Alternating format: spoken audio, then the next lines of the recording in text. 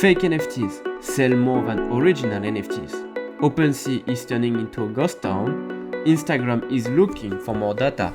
And Asia keeps going bullish on crypto while Europe is losing it with inflation. That's what we'll look into with this new episode of a daily discussion. Before going further, I'm the founder of Purple Wave, the all-in-one business engine.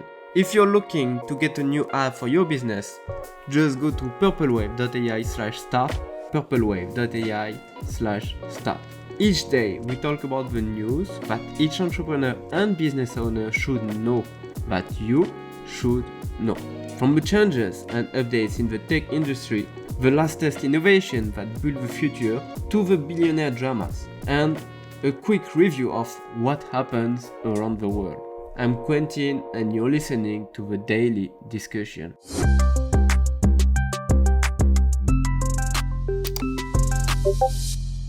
The first story comes from the Cointelegraph that shows us that Opensea is basically turning into a ghost town after daily volume plunged 99% from peak. Wow, that's huge.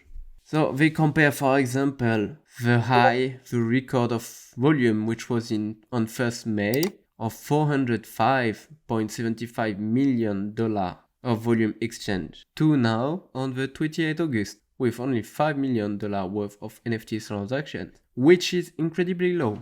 And a lot of people are starting to talk about the end of an era, like the end of the ugly JPEG. It's pretty much all the haters that say that. And I strongly disagree on that. I think that what we are seeing here is the end of the speculation of NFTs, because we can now see that it's not because you buy an NFT a crazy amount of money that you're going to sell it for even more money. I mean, the best example was Jack Dorsey's first tweet that was bought, if I remember correctly, about $1 million, and that the new owner tried to sell, and well, no one really wanted to buy it. So what we're seeing is the end of a speculation, which is the end of an era for sure.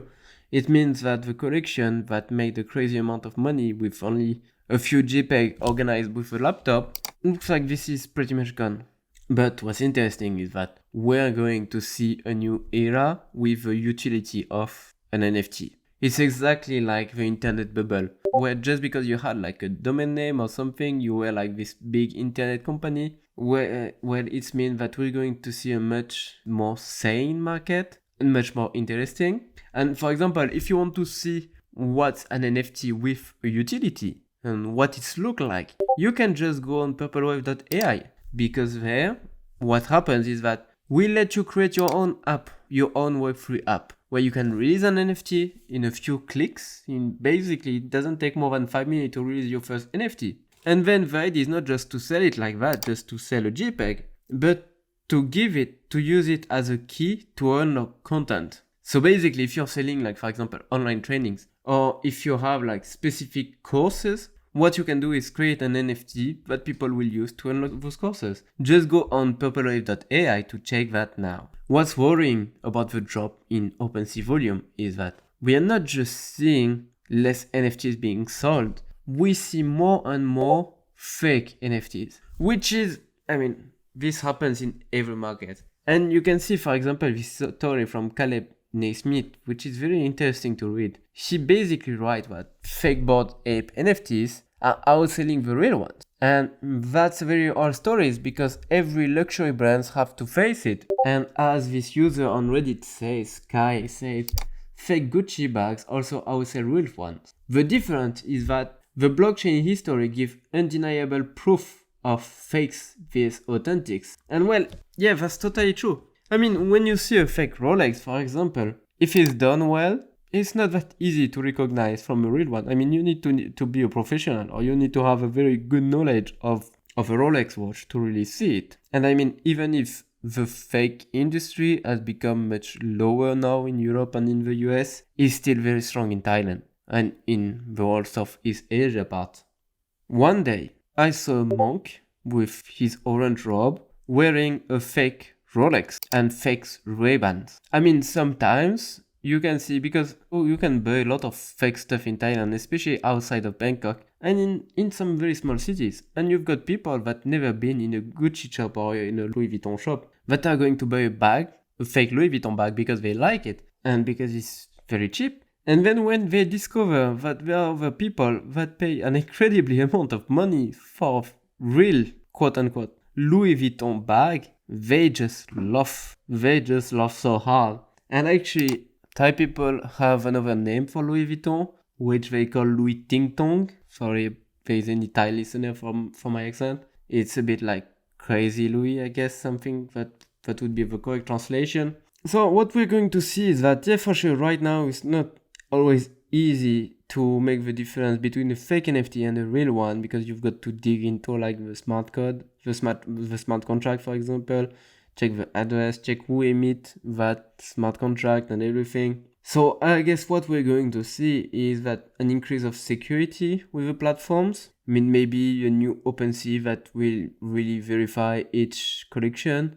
which is funny because the idea of a blockchain was to make sure that you don't need a middleman to trust it, but you don't need to put your trust in a bank to have some Bitcoin because you trust the blockchain. But I guess sometimes, well, even if we say that code is low, it doesn't mean that it's true for everyone, and it doesn't mean that it's easy to understand for everyone. So we might actually see a new OpenSea, a new NFT marketplace, basically, that takes the time to verify everything. That would be a little bit against the idea of a blockchain, but that's what's going to happen.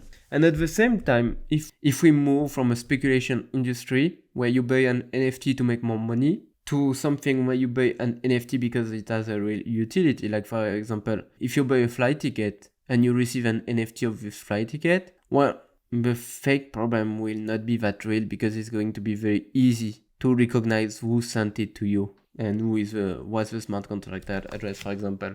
So that actually might not be that big of a deal.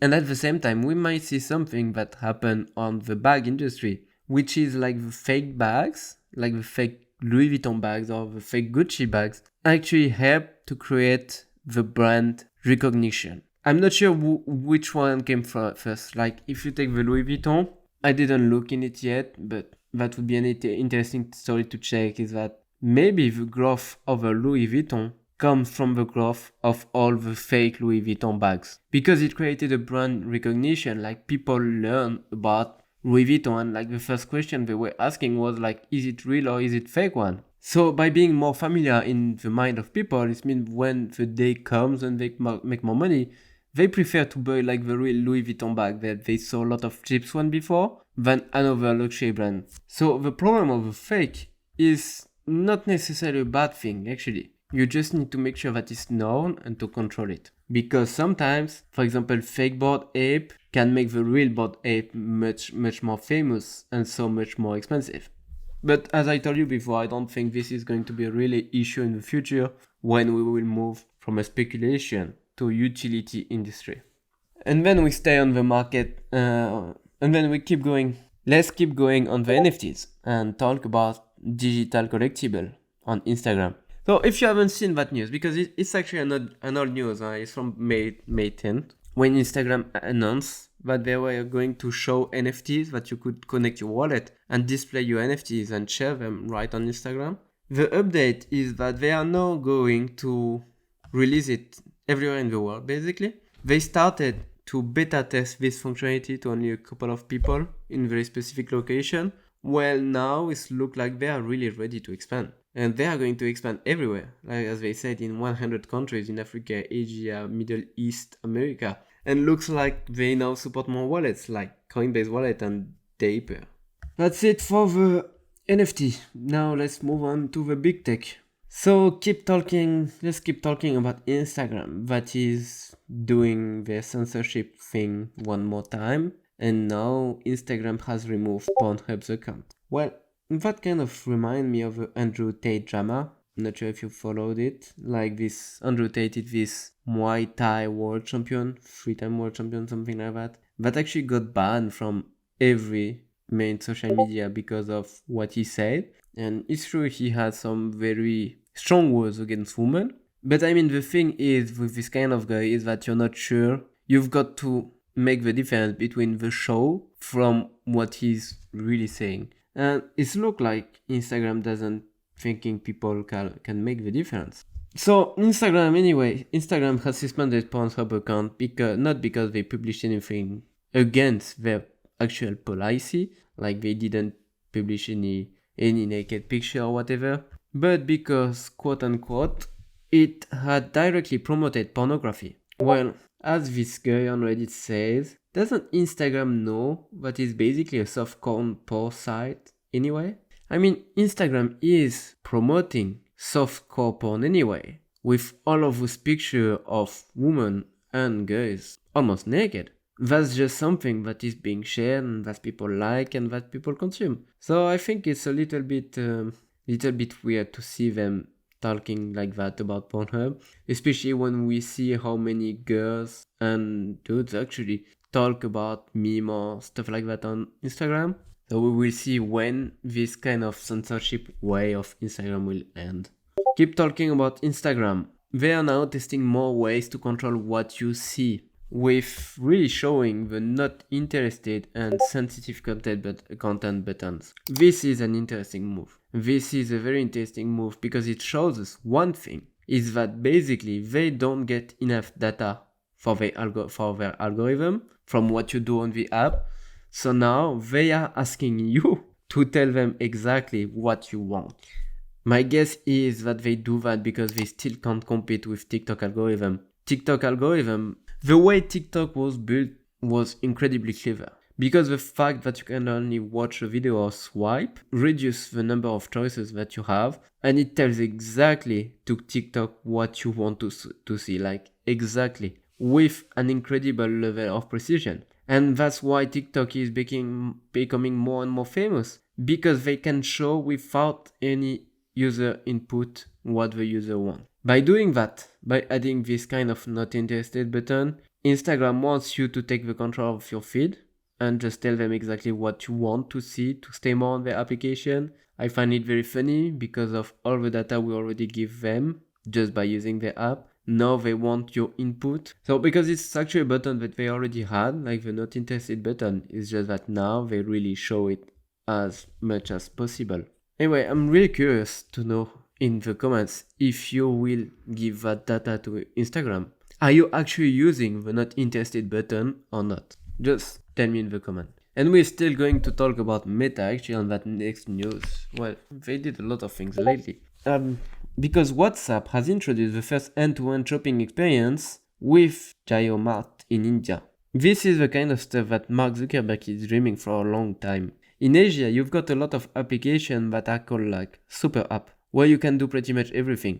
If you take, for example, WeChat or Line or even Grab at their level, well, it's the kind of app where you can talk to people, get food delivery from a restaurant, get food delivery from a shop, and actually send money, for example, to your friends. And Mark Zuckerberg actually is looking for a long time to make Messenger this kind of super app that people don't just use to talk, but really every day in their life. And until now, they didn't really manage to do it. So I guess this first end-to-end shopping experience on WhatsApp is actually a big deal for them. You can actually go on the shop list where you can see everything that you can buy. You can just choose what you want, add to cart, make your payment, and I guess receive all the update of the delivery, which is incredibly interesting and incredibly good for the user experience. Now the question is always the same. With the full integration of Facebook, Instagram and WhatsApp, how much data are we going to give to Mark Zuckerberg? They already know everything about our relationship and what we like to see. Now they will have exactly all the list of what we buy. I mean, that's definitely a question that we need to ask ourselves when using this kind of application. And now on another kind of story, LastPass, a password manager with millions of users, is hacked. Apparently, no information was stolen from more than 33 million users. If you don't know about LastPass, it's a password manager, as they say, like similar to Dashlane, for example. Well, if they say that no information has been taken, that's a good thing. But just in case, reset all your password just to be safe. And talking about information and data breach. The IRS said it mistakenly made public data for about 120,000 taxpayers. We talked about them not so long ago because they've recruited more than 80,000 new agents that actually have the power to carry a gun. I always found that the taxes in France were not really nice, but at least they don't come with a gun to you. And they don't leak your data. The worst part is that apparently it's a human coding error that went under the radar for months. I mean, it means that for months you had this data of more than 120,000 individuals. You had like taxpayers' name, business contract information, and other sensitive data. Apparently no social security number nor income information were not released well. Moving to what happens now in the world, not just in the US.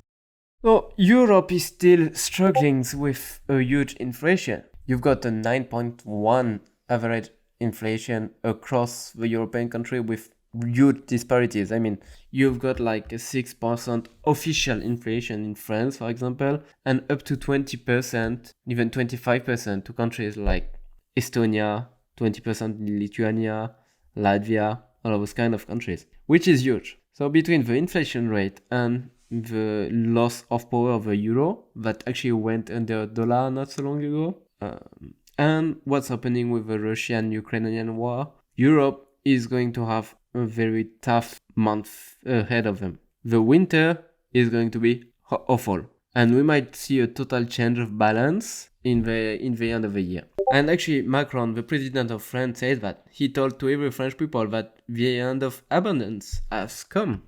What's funny is that he spent his summer month on a jet ski, and then just after going down the jet ski, well, he just told to everyone that, yeah, you know, the party has ended, basically. Especially he said that after 2 years of COVID, and before that he had like a lot of problem with the gilets jaunes, the yellow vest, that were already protesting against the incredibly high price of living that was in France. So it's a little hypocritical to say that, but it's also a good indicator that things are really bad in Europe right now, and that are going to be even worse. Now, Japan, that are still not open, that is still closed to every foreigner because of COVID rules, well, they are considering taxing startups with ICO only after they're profitable. Japan has missed the Web 2 thing, all the GAFAM and stuff like that.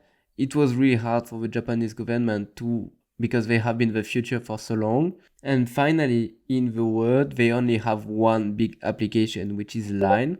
And this application is actually not that popular in Europe or in the US, but incredibly huge in Asia. So I guess that move is because Japan doesn't want to miss the crypto train, and they really want to take it. But a good thing would be to at least open the border for that. And still in Asia, we've got Binance that actually going to Busan.